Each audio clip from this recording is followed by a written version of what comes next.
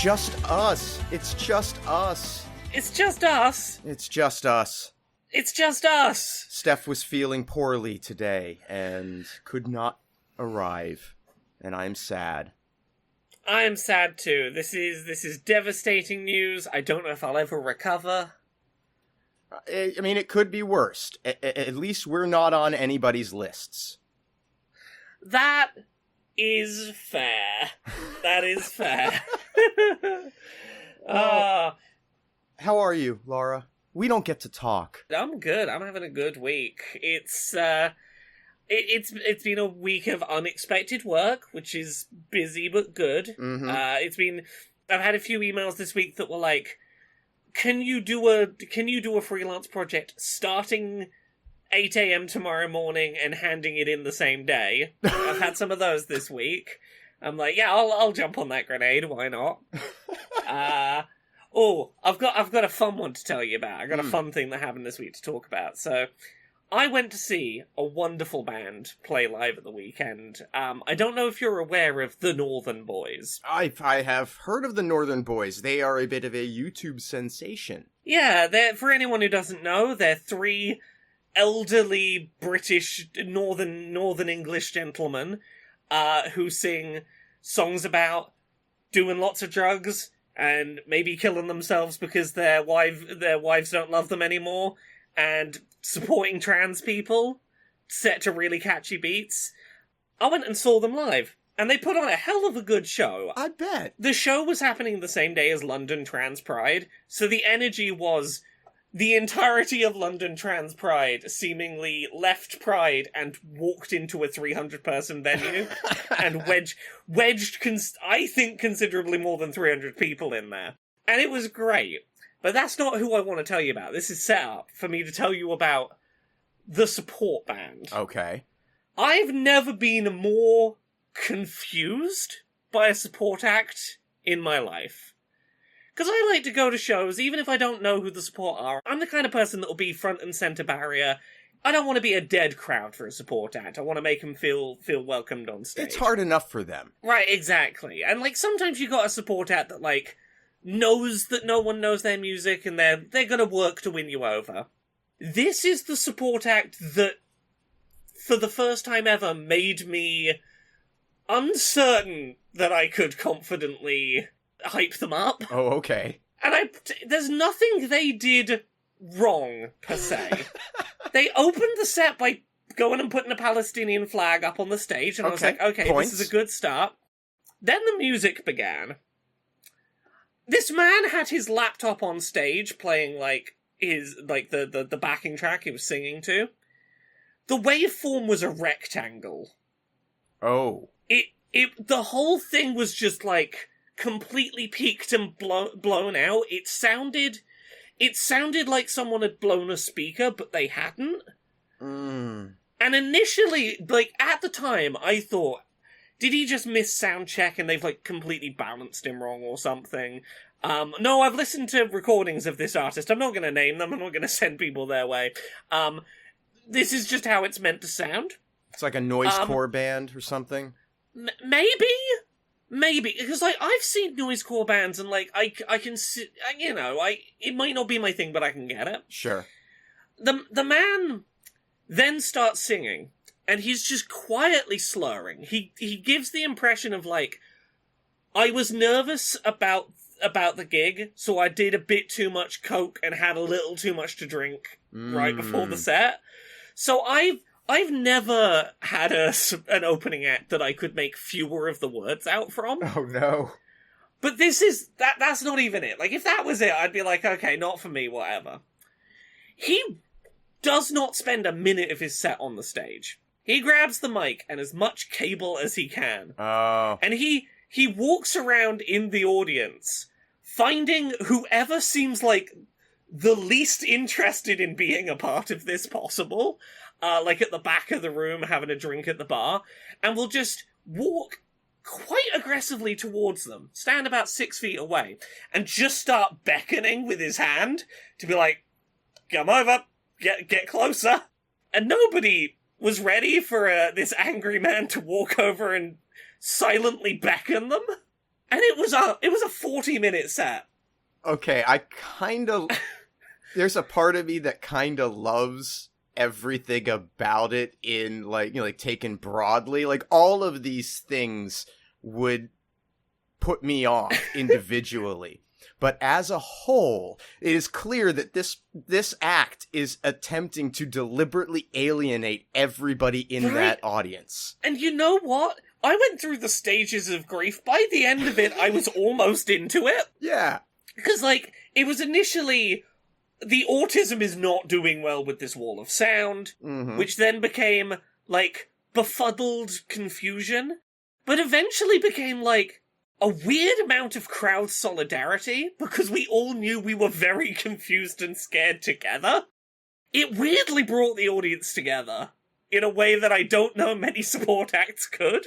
That's the sort of act that you really want to have, like, a band following up that people are intensely committed to seeing. Right.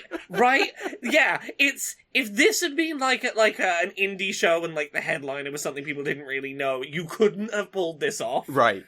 But because that room was, like, very, very ready to start screaming about raising a glass to the gays and the bis and the trans and the big bold men, they stuck with it. Mm-hmm. Now here is the piece de resistance.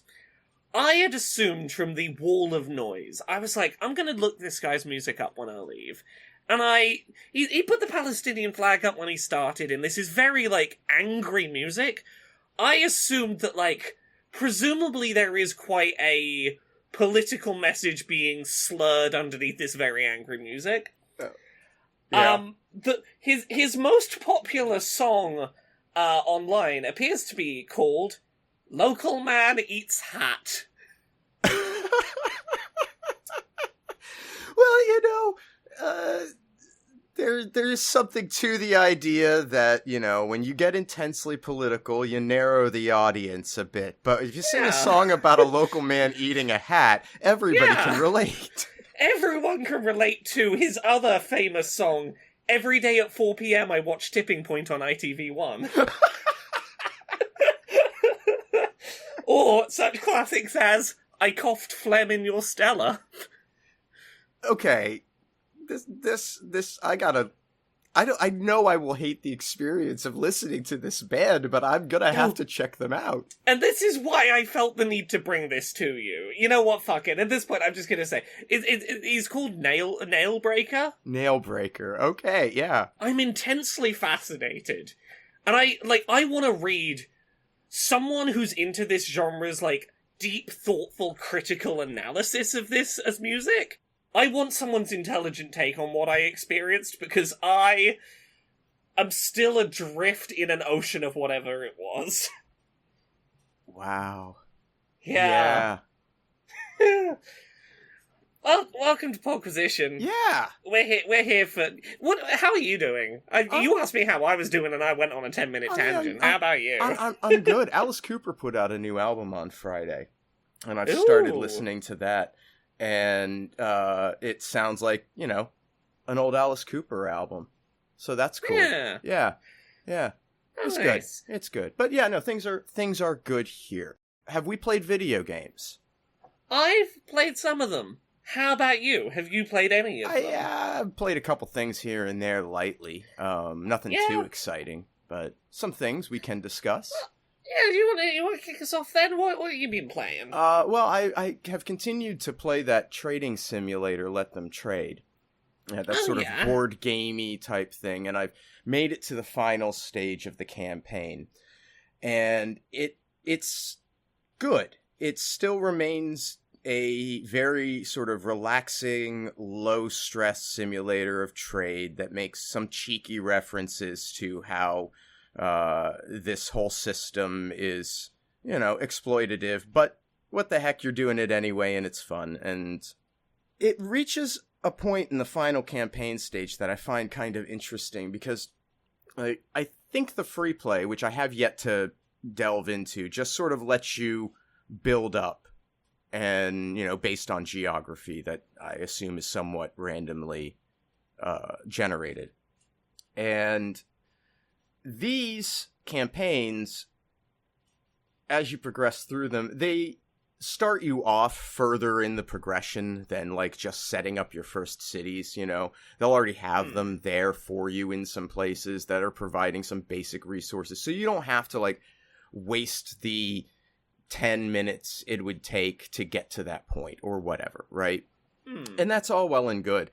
Until you get to the last one, where they have built one city that has super advanced resources and needs, and then your basic cities that you would normally be given to, like, just sort of kickstart things. And what winds up happening is that major city, unless you deliberately go through and stop it, starts buying up the base resources that you need for expansion. Oh. and because they are, once you have wood available, well, they're using the wood to make furniture, to make fancy furniture, because that's one of their advanced needs, and they've already established the infrastructure to do that. But now I'm not getting wood fast enough to scale at the rate that I would like to do. And it was like 30 minutes of my playing this before I realized what was happening. I'm just like, why do I not have enough wood? And it's because it was all go to this fucking city. So I just kicked everybody out of it. That's super interesting. That's not a dynamic I have seen in similar games, huh? Yeah, it was just kind of curious. And it's fine for what it's... But it really kind of, like, hampered my ability, and I wonder how intentional it is, or whether like it's really just something that they didn't think about too much because they just built shit. I don't know. It feels like a thing that could be commentary on, like, resources going on frivolous things that are not where they could be best utilized in communities. Right? Yeah. It just feels... The question is whether they're, like, going somewhere with that. Yeah, was there intent behind this choice, or was it an oversight? And either way, like, it communicates something interesting. Yeah. Yeah. So it's a fun game. Like I say, it's very relaxed and low stress, and I have not ever gotten anywhere close to a situation where I thought, oh, I'm screwed. It'll repair itself over time if you make a couple little tweaks. It's fine. It's just something to stare at with some peaceful music for a little while. And if you need that in your life, Let Them Trade will give it to you. What about you?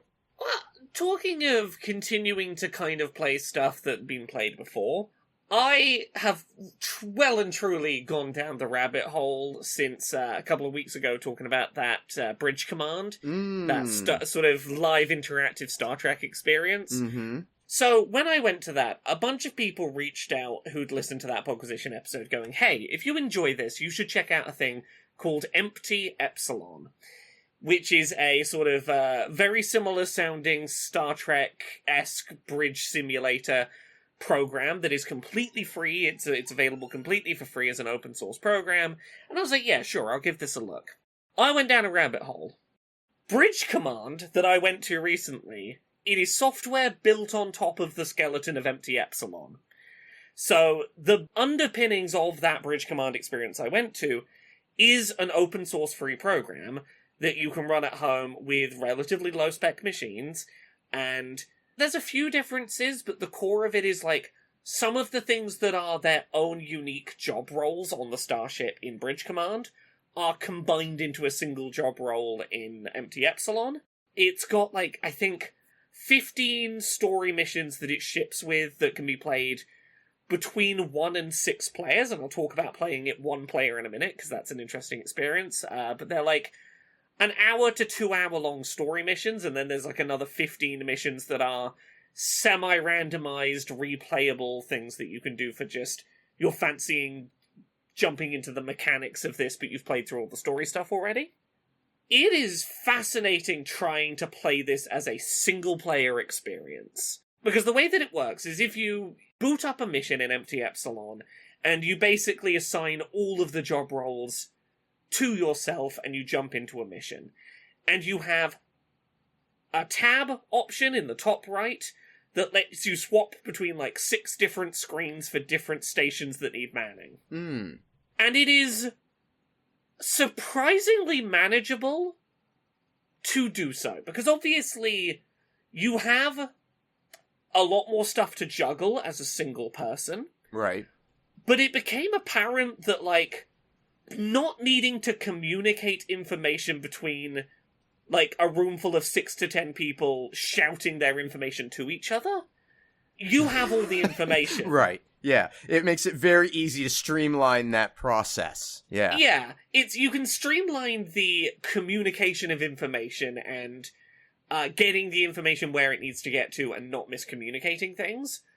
But where it gets more tricky is specifically combat. Because there are, like, 3 things you need to be doing during combat that are mutually exclusive, and that you cannot be doing all at the same time on one screen, which is your flight screen, where you are sort of turning the ship, moving forward or backward with your engines, doing combat maneuvers where you burn a bunch of energy to do a sort of sideswipe maneuver. That's one screen. Firing your weapons, loading up missiles, like managing the weaponry and your target locks is a different screen. Managing your shield levels and energy levels and coolant and making sure the ship doesn't overheat is a third screen. And juggling all 3 of those during combat, like, it can be done, particularly because you can set up your energy consumption needs sort of in advance or, like, as a mission is starting. It won't be optimal. You won't be, like, able to so easily tweak the level of your shields, tweak the amount of power going to the phasers when you're on an offensive, but you can, like, set up a fairly stable default, not optimal, but it'll be stable setup for your ship. The weapons you can set to lock onto a specific enemy, fire at them with normal beams, and you'll be doing some damage while you swap over to navigation to do turns. So, like, there is a degree of some stuff can manage itself suboptimally while you're doing the stuff that needs more proactive management. And playing through one of these missions in solo, I didn't complete it, and I'm not surprised by that, but I got through the first 3 skirmishes of a mission with my ship still intact, and I thought that was pretty good for micromanaging it quite that way. But yeah, playing through this, it's made me appreciate all the more quite how impressive the setup at Bridge Command is. Because, like, I can see the skeleton that's underpinning. Like, a lot of the core screens of how you are interacting with ship systems functionally follow the same rules as this open source piece of software. But it has made me appreciate how many, not only quality of life things Bridge Command have, like, layered on top, but clearly how much work they've done on creating, like, GMing tools that they can have someone in the back room tweaking the mission in real time behind the scenes in a way that, like, Empty Epsilon doesn't so much support. How much they've integrated physical props in a way that really reinforces the mechanics of it. I'm very excited to run a game of this with that group of friends I went to Bridge Command with. As much as, like, running a game of Empty Epsilon solo is, like, a bit much. I could probably do it if I practice, I could probably solo run a ship better, but 4 people is the group of friends that I'm thinking of playing this with, and I'm like, oh yeah, that's fine. If we put engines for 1 person, weapons for 1 person, engine cooling for 1 person, and some of the other systems on a 4th person, like, the 3 things that kind of need to be done simultaneously in combat, separated out to unique people and someone else on the remaining systems, you could man a ship of this with 4 people pretty effectively. So yeah, it is a basic program, but I am surprised at how much content there is in this completely free game, and how much community-created additional content there is out there. They've clearly built this around taking it to conventions and stuff and running group spaceship missions. If you're playing this, like, as a LAN setup, they have options for, do you want a machine that's just running the view out of the main window of the ship for putting up on a projector? Or right. Like, they have all the things in place to be like, you can sort of build your own, the setup that they had at Bridge Command to a degree and have we're all sat at our own computers as if we're at our desks on the starship. It's a pretty rad program, and I am excited to see the potential of, I could GM some of these at home myself, and that would be fun. Yeah, it sounds cool. What about you? What else have you been playing this week? I got Goldfinger's Superman in my head the other week. Yeah. And so I had to play Tony Hawk Pro Skater 1 and 2. Mm-hmm. Because that is the only way Goldfinger's Superman is tolerable to be in my head. It's just not gonna hit right otherwise. It's just not. Like, it is the game that allowed me to accept that Goldfinger can exist and be enjoyable. And so I started playing it, and it feels like the game I remember it being, right? Mm-hmm. But also it draws into stark contrast how little patience I have now to develop skills in a video game.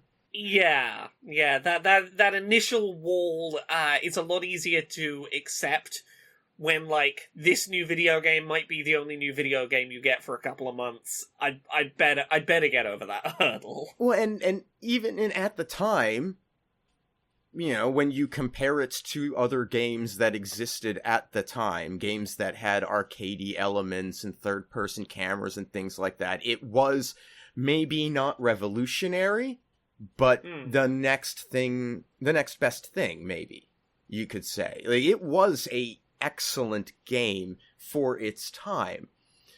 But game design conventions have changed, let alone, like, accessibility and the broadening of the audience and having player comfort be a consideration. That was not a thing as much that existed back then. And so, yeah, my patience threshold for it is very low. I look at some of the goals in some of the stages in the Tony Hawk games, and I'm like, there was a time where I would have been able to execute every single one of these goals on these stages in a single run. And the thought of how long it would take me now with my limited time and dramatically reduced reflexes, I can't. And it kind of, like, makes me a little bit sad to realize that there was a time where this all seemed very feasible to me, and that's just not now.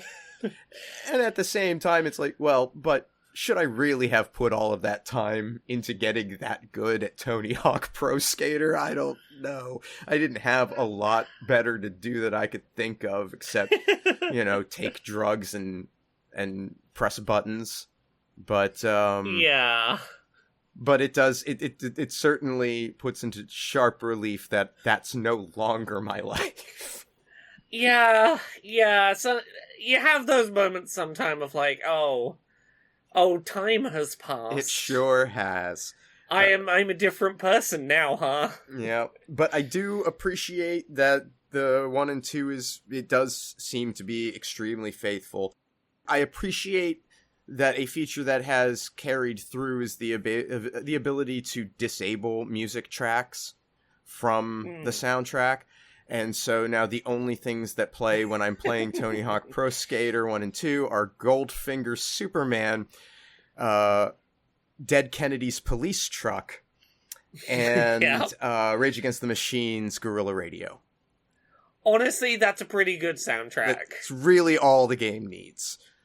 More video games today could do with just those 3 tracks. Yep, that'd be fine. Maybe less the Goldfinger one, but Look, Police Truck and Guerrilla Radio everywhere. I don't think you're allowed the other 2 unless you take Superman. I think that covers a trio. What else you played, Laura? Oh, I played something bad, but in like a fascinating and baffling way.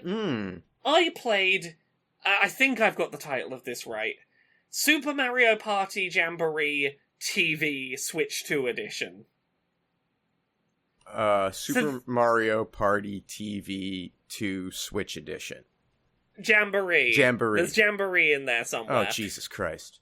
So, Super Mario Party Jamboree was a Switch 1 Mario Party released like a year, maybe a year and a half ago. Okay. It was a pretty good one. It's not my favorite. The one before it had this mechanic around summoning allies and dice that did different things that I kind of preferred. But like, you know, I think Super Mario Party Jamboree is like a decent to good Mario Party game.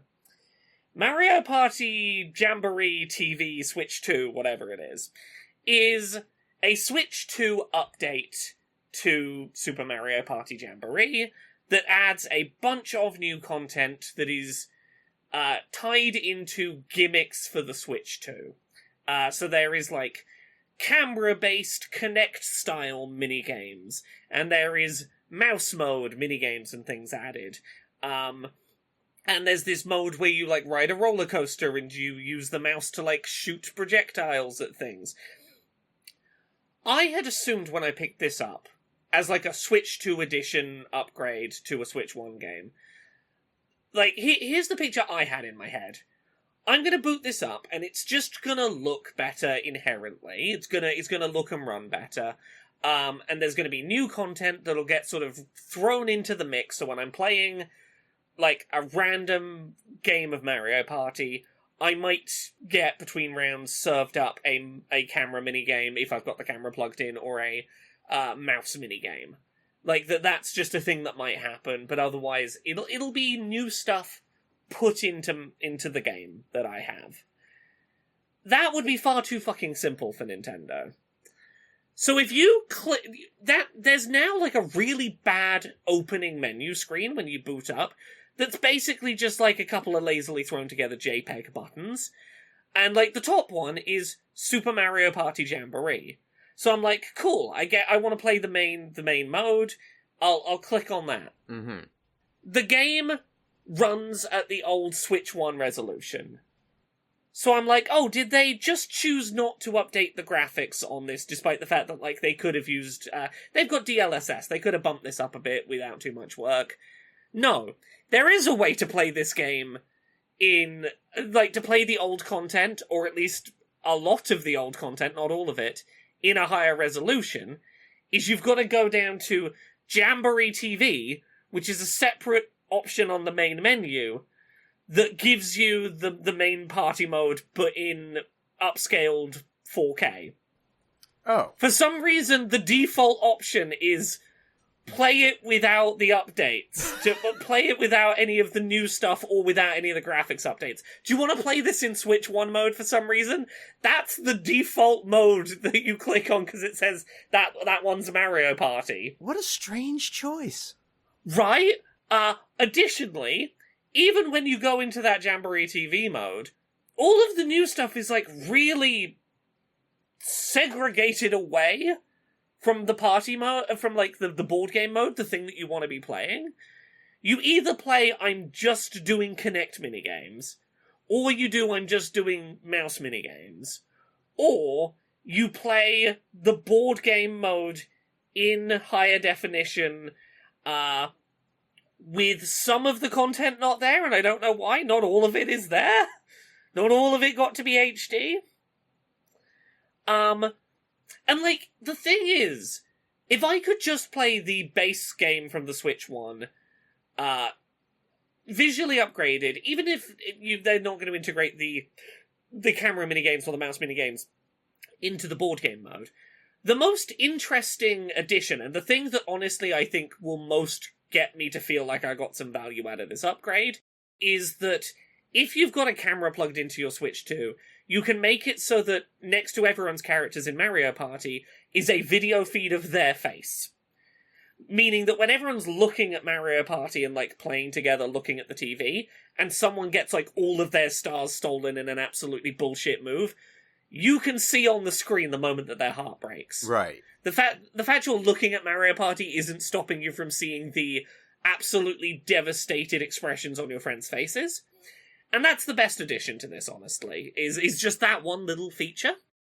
But because not all of the main game content made it over to the Switch 2 mode where you can have the camera stuff turned on, you have to choose between, do I want the most complete version of the basic board game, or slightly less of the basic board game for it to look better and to have the camera stuff? Ooh.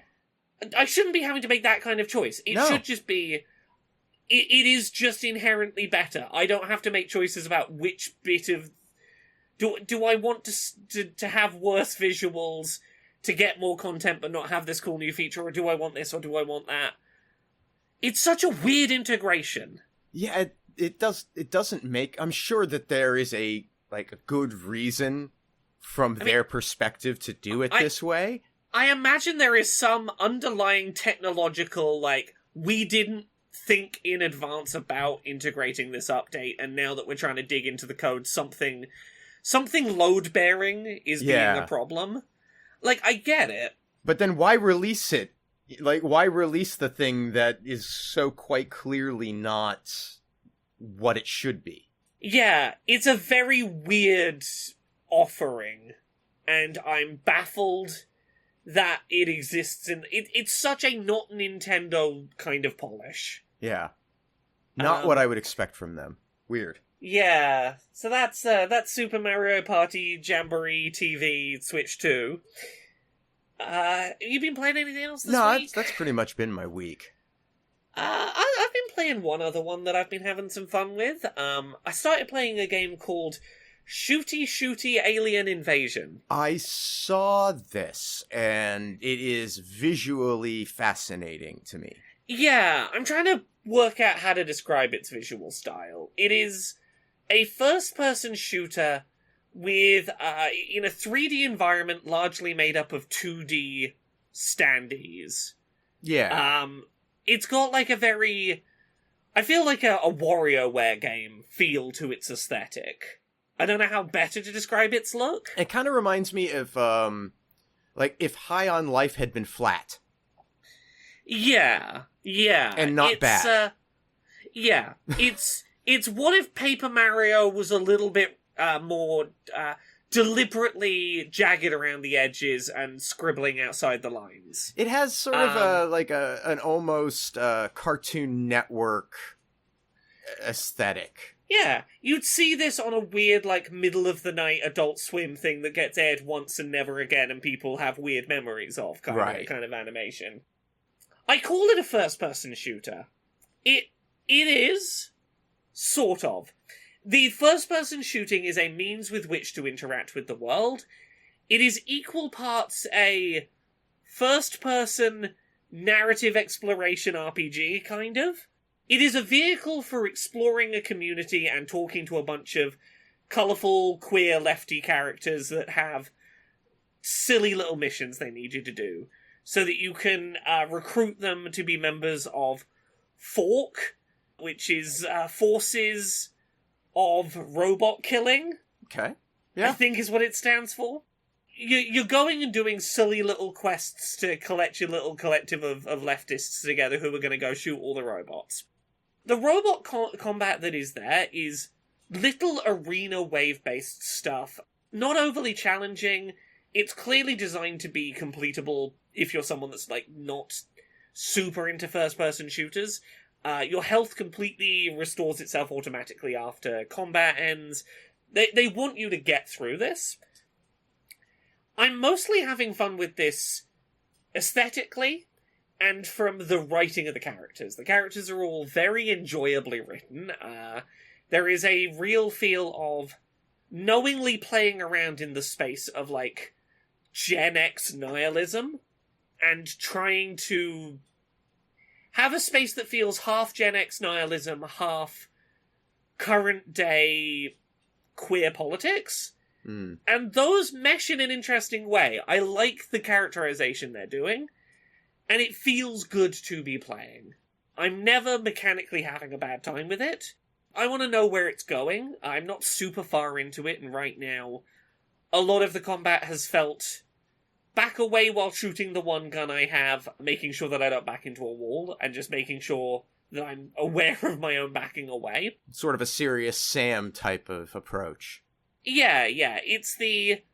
if I keep backing away, they're not going to catch up to me too fast. I've got plenty of time to get the hits in as long as there is space behind me for me to be backing up. Mm-hmm.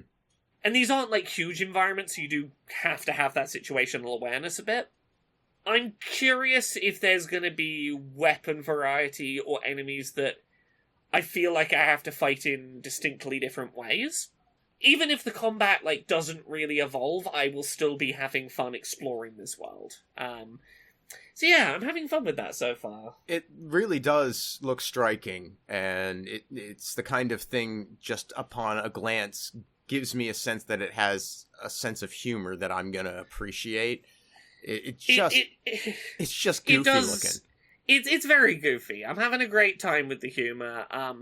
Like, one of the things early on that stuck with me that I think sums up the game's sense of humor well is when the world is being I say the world is being attacked by space invading robots. It's not the world. It's Caniflorida. Caniflorida is the only place being attacked, so the rest of the world's like, don't worry about it, it's just Caniflorida. Sounds right. This military man breaks in, and, like, our main two characters are, like, two lesbian stoners just lying in bed. The opening of the game is basically an argument about, like, trying to find clothes to put on, because all your clothes are in the wash to go save the world, and having to steal the big military man's trousers before you can get going. And I'm like, yeah, that's silly. That's goofy. We're not taking ourselves too seriously. I enjoy that. Yeah. Yeah. Should we talk about some newsy bits? Yeah. We've got some fucking news to talk about this week. We do. Let's do that.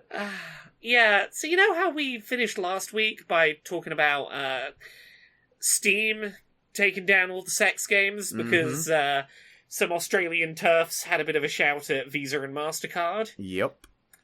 Yeah. You remember how you said last week that it was an inevitable matter of time before Itch was gonna fold? Do you know how hard it is to be this right all the time? Yeah. There were people who came on my Twitch stream the night after Podquisition went out being like, oh, you talked about that. Where's your proof that Itch is going to do that? Itch isn't going to do that. Itch isn't going to do that. And literally during the stream, the news happened that Itch had done it. It was like, yeah. Mm-hmm. Yeah. Yeah, and, you know, and I'm extremely disappointed in the way that Itch chose to approach this. Yeah. I understand their point of view. This is existential for them. And I do understand that they have to consider how to manage this in a way that they can still continue to provide a place at all for people to sell things. And so I'm not unsympathetic to where they are positioned. And I will say, I have a little more sympathy here than I do for Valve. Absolutely. In that Itch is very much not on the same scale of power to throw around to fight this. They are not comparable to Steam. It's not comparable in terms of their power. It's also not comparable in terms of their reach distribution wise. Like I have no doubt that there are a ton of people who are just finding out about the existence of itch.io as a result of this controversy. That's not to say that they're not a big and important storefront. They represent basically you have GOG, you have Steam, you have Itch. There are other storefronts that exist, but nobody talks about any of them. And of the three, Itch is by far the smallest and the least known. So I get that. I'm with you there. Yeah. But the manner in which Itch decided to take action swiftly and without communicating to the people who are their customers and the lifeblood of their business, I think was a grave, grave error in judgment. Yeah, we should probably talk about the specifics of that for anyone who's just coming across this story from us. The start of it was people noticing that anything that was tagged NSFW in any way was no longer being displayed in search results on itch. If you had direct links, you could still find things, but anything with the tag NSFW was sort of just de-indexed from search. Then, again, without any heads up, a bunch of creators had their accounts completely locked. They were shut out of them. In many cases, these are people who had quite a lot of money not withdrawn, that is money that their game sales earned, that they have no way of getting now. Then it became apparent that it was quite a lot more wide-reaching. At least with Steam, most of the things taken down were sex games, and that shouldn't be an at least. This was way more broad and way faster. Things that are in any way political seemingly were gone. The LGBT tag generally was just being de-indexed, and most trans and LGBT narratives were no longer searchable. It seemed like alongside sexual content in their sort of panicked removal, they'd also gone, anything that might be a touchy subject we'll take down. It wasn't a good look. It's it's a huge overreach, and that is what happens when people panic. And that this is a panic response from my point of view, and I get it, but it was the wrong move. And definitely just not telling anybody what was happening or what, you were going to do to address it, even at the moment you did it.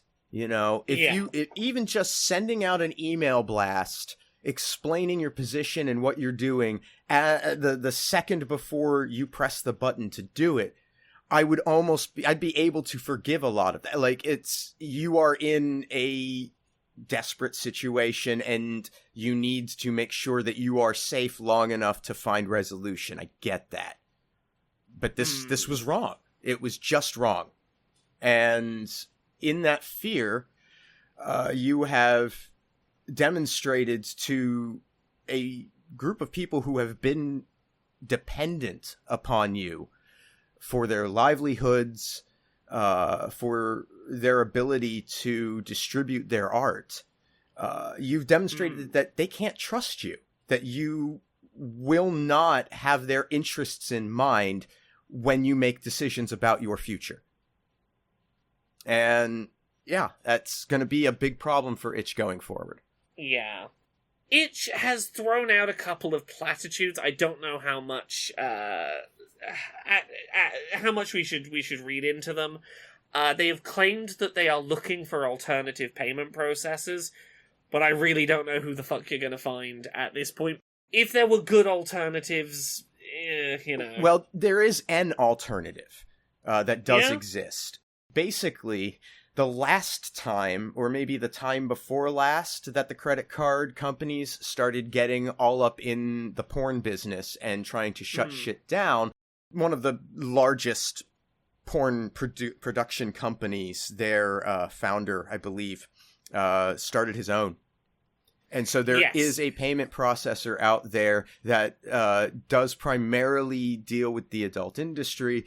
However, the downside of that is that it is a significantly higher cost to use that processor. Well, that's the thing, is when I say a good alternative, right, an alternative that a site like Itch or a company like Valve might realistically adopt, rather than going, no, that's too expensive, we just won't have that content. Valve never will.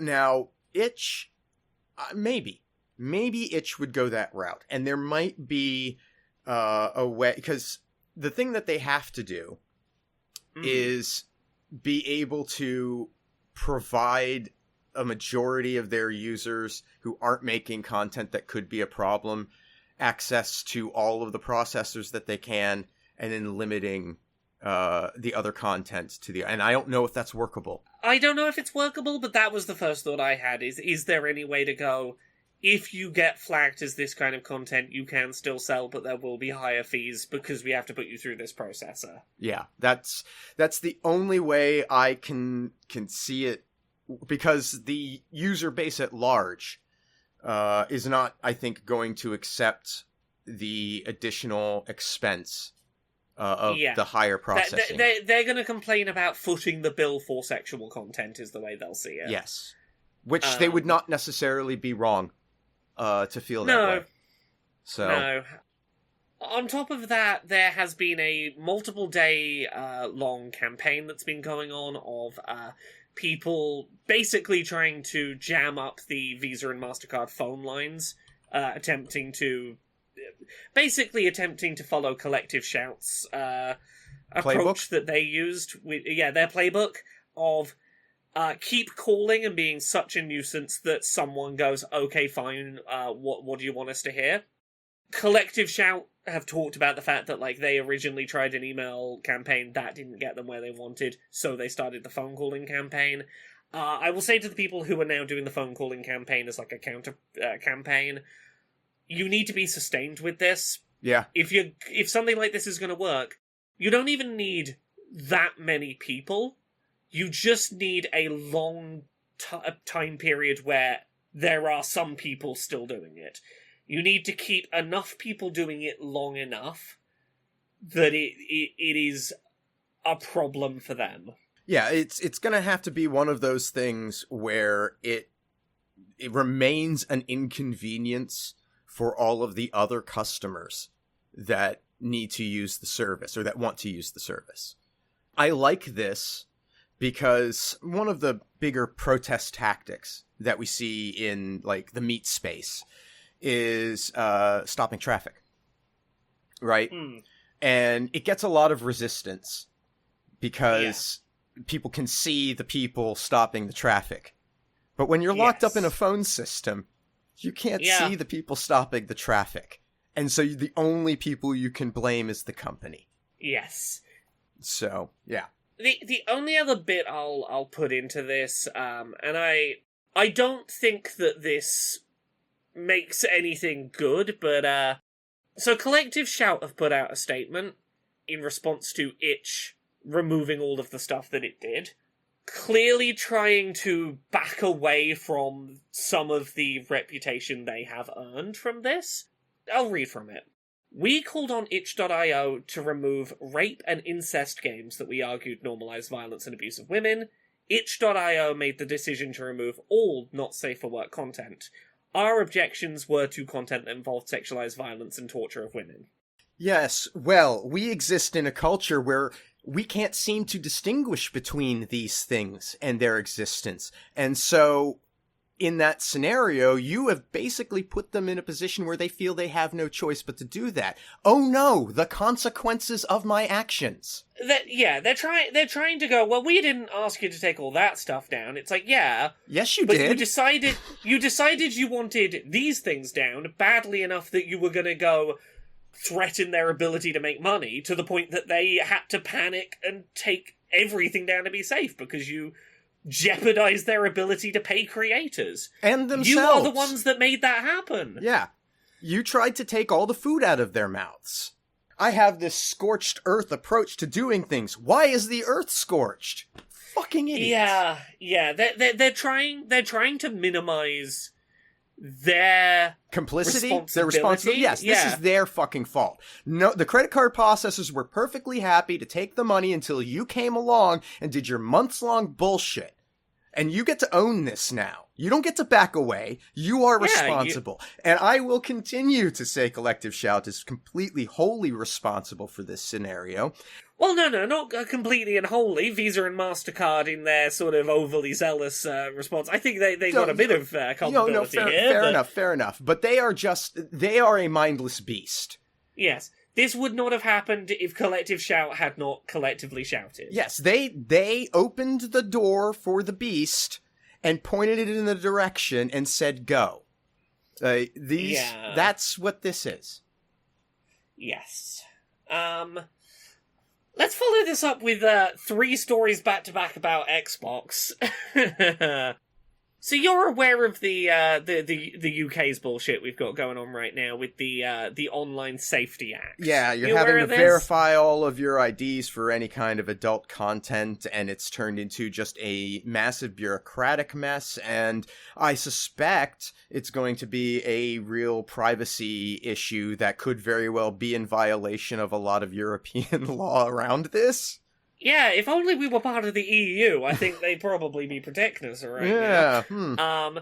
Yeah, so for anyone that hasn't caught wind of this, the short version, adult content, quote-unquote, in the UK, if you're not using a VPN to pretend to be somewhere else, now requires you to verify that you're over 18 via making a small payment that is refunded on a credit card that verifies you're being over 18, or showing your face on camera, and either taking a picture or moving your head in certain ways as dictated by the camera, and it guesstimating your age. Much like the last story we were talking about, the politicians want you to think this is just like, we're keeping children away from porn. This is hitting stuff like forums about LGBT content. Like, a lot of LGBT content is now getting locked away. A lot of current affairs news content is getting locked away. A lot of places where people might be following, like, what is currently going on in Gaza is being locked away as restricted content. Shit like that. And one of the places this is hitting is Xbox. From today, players aged 18 and over in the UK accessing Xbox with a Microsoft account will be encouraged to verify their age. Starting early next year, age verification will be required for players in the UK to retain full access to Xbox social features, such as invites, communication via voice and text. Without doing this, you will be limited to friends-only communication. You know what, if I'm honest, cool. Like, if you mean to tell me that you've created a platform where I can go onto a game that has voice chat and not be allowed to hear any of these assholes, sign my ass up. I will say, this is a great excuse to bring up a video game adjacent thing here, which is, not for any particular reason. I'm not encouraging anyone to subvert the Online Safety Act or anything, but I am just unconnected to that saying some facts. Did you know that video games, particularly their character creators and photo modes, have gotten really good in the last few years? Is that so? And that there's a couple of games, most notably Death Stranding 2 is a good one, The Sims is a good one, where you can put a character on screen that looks very photorealistic and 18+, and press a button to customize their facial expression. For example, if someone asked you to open your mouth and close it, or rotate a character model in case someone asked you to turn to the right, turn to the left, lift your head up, put your head down, in ways that might be just, like, fun to play around with for no reason. Ain't technology grand? Ain't technology grand.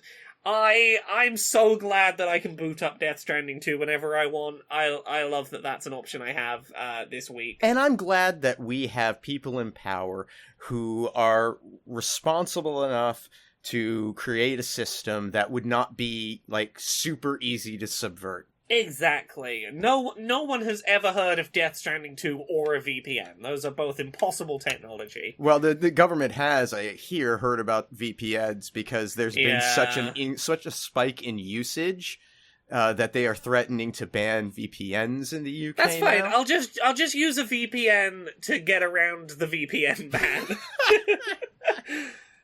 So, while we're on the Microsoft topic, you know how Microsoft laid off like 9,000 people in the past month? Yeah. Well, according to CEO and Chairman Satya Nadella, Microsoft is thriving. Yeah. You know, your investment in data centers, or rather the decreasing nature of them, would say otherwise, Satella. Right. But you know what else?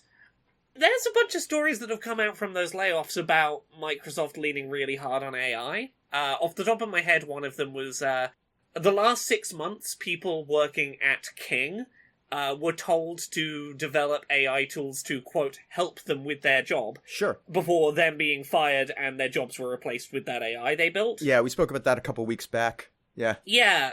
Well, do you want to hear from Satella about what AI's role in the future of Microsoft is? Oh, please do. I'd love to hear this. Let me read a little quote. What does empowerment look like in the era of AI? It's not just about building tools for specific roles or tasks. It's about building tools that empower everyone to create their own tools. That's the shift we're driving, from a software factory to an intelligence engine, powering every person and organization to build what they need to achieve. Oh, boy. I hate this man. He is the guy responsible for Google search being shit now. Yeah. And that was before he became the CEO. Yeah. He is one of the absolute worst executives in the tech industry, and that is quite a accomplishment. I always like to point people in the direction of Ed Zitron, who is a technology reporter. He has a podcast called Better Offline. He has been probably the best journalistic voice talking about what's going on with AI and the businesses involved and all of that. I am still firmly convinced this is for show, and it is not going to, and they're desperate to get people to adopt, because I don't think it's working. And I think they are starting to hedge a little bit on this, and the fallout is going to be unbelievable, and they all know it. Like, there's going to be so much economic loss when this AI bubble pops. So, look forward to that. Yeah. We got one more. Okay. Not the worst piece of news to come out of Microsoft this week. I think we talked about this a while ago, that it seemed like Xbox was moving towards $80 games being the norm for them. Right. Going forward. Sort of starting with this holiday season, a lot of their big games were going to be going up to $80. Yeah, they backed down on that. Good. So, The Outer Worlds 2 was one of the ones that we knew had been given an $80 price. That is now down to $70, which is, again, it's still $70, but it's not $80 at least. According to the studio, we have received your SOS about the pricing. Jesus Christ. As I know, they're doing cutesy in-universe shit. As an organisation devoted to making sure that corporations do not go unfettered, we at the Earth Directorate have worked with Redacted to revise the price of The Outer Worlds 2. In a follow-up statement to Windows Central, Microsoft confirmed the pricing adjustment wasn't unique to The Outer Worlds 2. We're focused on bringing players incredible worlds to explore, and will keep our full-priced holiday releases, including The Outer Worlds 2, at $69.99. They didn't give a reason, but I think the reason was people were very loud that they weren't happy about this becoming the standard. They moved fast and broke thing. Yeah. It hasn't even been, 4 years, I think, since the standard moved to 70. Yeah. So they tried 80 and seemingly got the answer, hey, 80 as the norm isn't going to fly, and they're like, cool, we'll put it in the back pocket, we'll try again in a year or two. Right. Yep. I'm glad that they've backed down.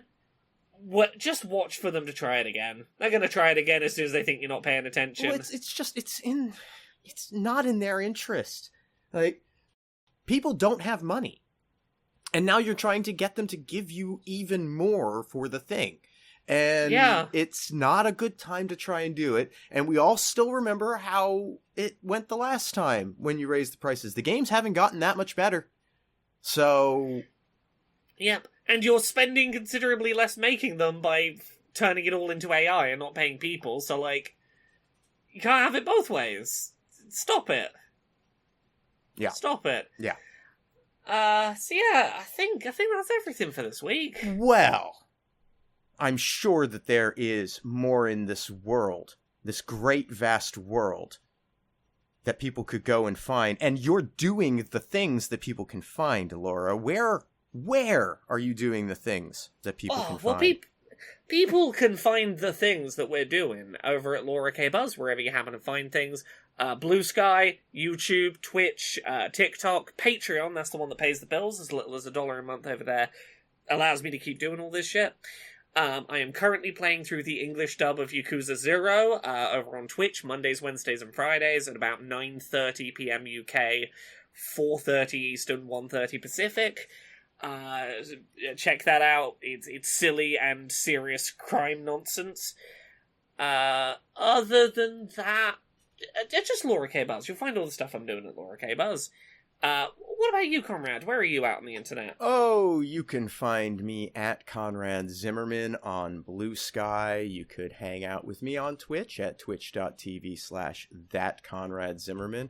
I'm on Sundays, Mondays, and Tuesdays. You could buy anti-capitalist propaganda and Jimquisition merchandise at mercenarycreative.com. And everything that I do online gets supported through Patreon at patreon.com/fistshark. And Laura, you know who else has a Patreon? Who? Stephanie Sterling. Oh, you're right. Yeah, you can find that at patreon.com/Jimquisition. Follow Steph over on Blue Sky at Commander Sterling. She's on Twitch, but not regularly, but that's twitch.tv/JimSterling.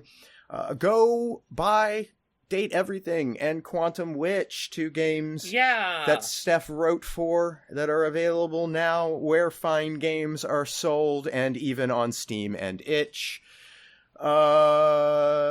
Wrestling. Steph's going to be in Manchester August 10th, Pinfall Pro Wrestling. You can get tickets at pinfallwrestling.com along with more info for that. Go check it out. And I think that's it for us. I think we did it. Thank you very much, everyone. Goodbye. Bye.